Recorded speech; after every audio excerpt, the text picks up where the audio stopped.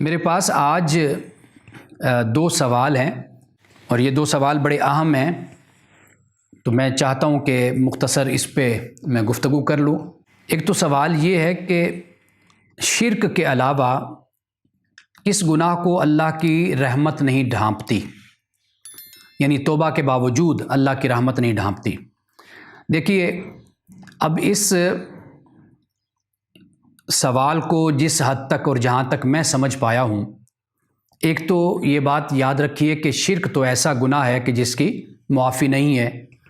معافی سے مراد یہ ہے کہ اگر ایک انسان شرک سے اسلام کی طرف آتا ہے پھر تو اس کے لیے معافی ہوتی ہے، یعنی ایک شخص وہ ہے کہ جو اس حالت میں ہی دنیا سے چلا جاتا ہے، اللہ کی بارگاہ میں پہنچ جاتا ہے، تو وہاں پر پھر اس شرک کی معافی نہیں ہے۔ مراد اصل میں یہ ہے۔ باقی کوئی بھی گناہ ہوگا اللہ سے متعلق ہے، جیسے نماز ہے، روزہ ہے، حج ہے، زکوٰۃ ہے، تو اللہ تعالیٰ چاہے تو معاف کر دے، یا پھر بندہ معاف کرتا ہے تو بندے کی معافی ہو جاتی ہے۔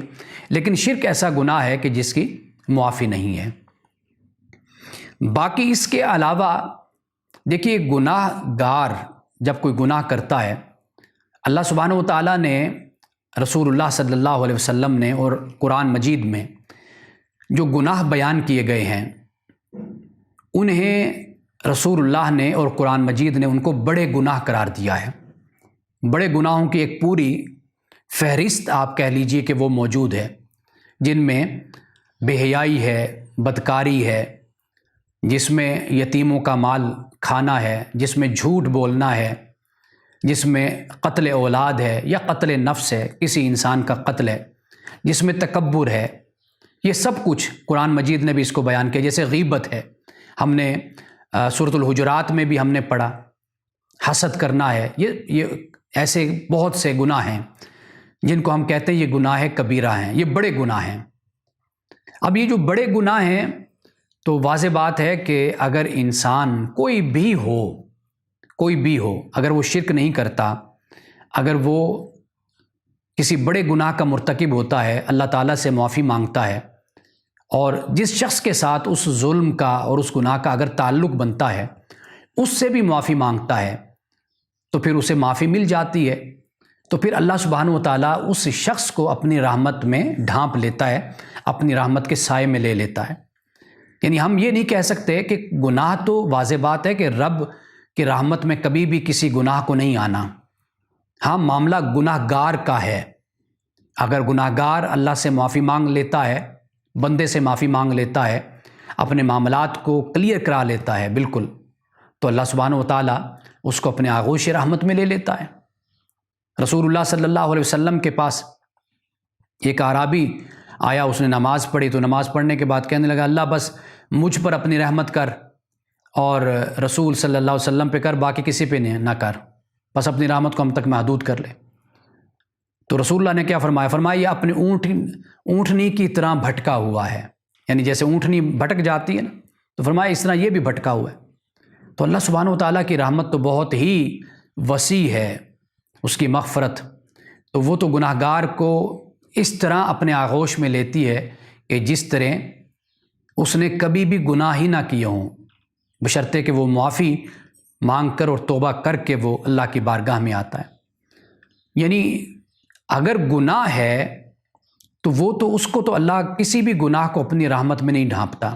ہاں، آپ یوں کہہ سکتے ہیں کہ کیٹاگرائز آپ کر سکتے ہیں۔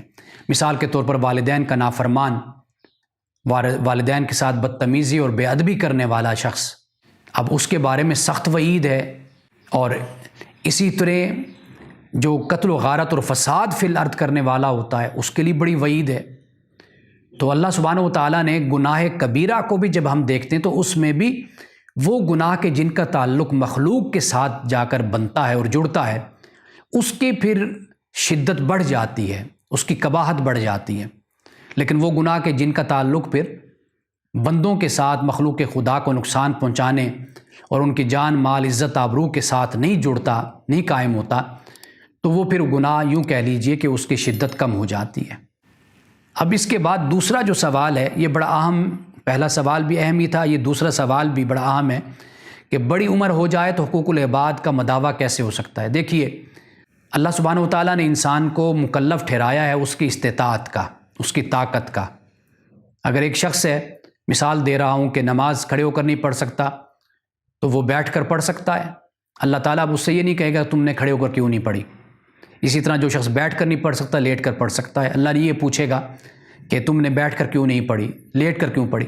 واضح بات ہے کہ اس کی استطاعت یہی ہے، لا نکلف نفسا الا وسعها۔ جب انسان بڑی عمر میں پہنچتا ہے تو واضح بات ہے کہ جو ارذل العمر جس کو قرآن کہتا ہے، کمزور ترین عمر ہوتی ہے، یہ عاجزی والی عمر ہوتی ہے۔ اس عمر میں حقوق العباد ویسے بھی انسان پر کم ہو جاتے ہیں۔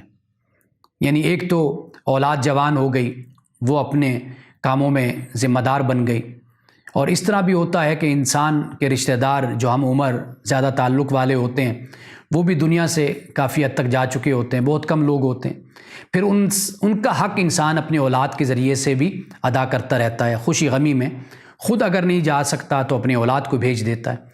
تو اس طرح بندوں کے حقوق کو انسان اس طرح بھی ادا کر لیتا ہے۔ ہاں، اگر کہیں پر ادا نہیں کر سکتا اپنی بڑی عمر کی وجہ سے، کمزوری کی وجہ سے، تو واضح بات ہے کہ پھر وہ مکلف بھی نہیں ہے، وہ پابند بھی نہیں ہے اس کا۔ پابند انسان اسی وقت ہوتا ہے کہ جب انسان میں استطاعت ہے، طاقت ہے، وسائل ہیں، سب کچھ ہے۔ جیسے جیسے استطاعت کم ہوتی چلی جائے گی اسی طریقے سے انسان کی جو تکلیف ہے، مکلف ہونا ہے، وہ بھی کم ہوتا چلا جائے گا۔ تو اس لیے اس معاملے میں یعنی پریشان ہونے کی ضرورت نہیں ہوتی۔ اللہ کا دین بہت آسان ہے، انسان کے ساتھ وہ رحمت اور مغفرت کا ہی معاملہ فرماتا ہے اور فرمائے گا۔ ہمیشہ اس سے رحمت اور مغفرت کی امید رکھنی چاہیے۔ بس اپنی استطاعت اور اپنی طاقت کو دیکھیے، اور اس میں حضرت عائشہ صدیقہ رضی اللہ تعالیٰ عنہ فرماتی ہیں کبھی رسول اللہ بیٹھ کر بھی قیام اللیل فرماتے تھے، تہجد کی نماز ادا کر لیتے تھے۔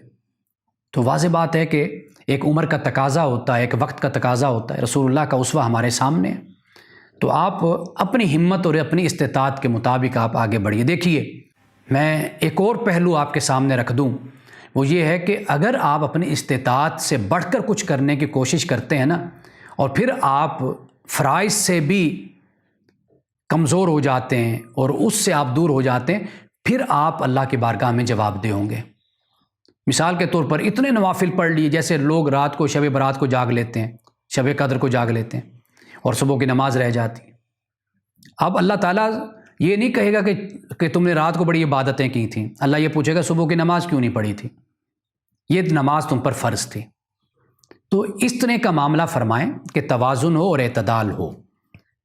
اور آخری سوال یہ تھا کہ ذکر اذکار جن کا درجہ اعمال کے مطابق ہو۔ دیکھیے کہ جب انسان کوئی عمل نہیں کر سکتا نا، ارذل العمر کو پہنچ گیا، پھر اس کا جو ذکر اور اس کے جو اذکار ہیں در حقیقت وہی عمل بن جاتے ہیں۔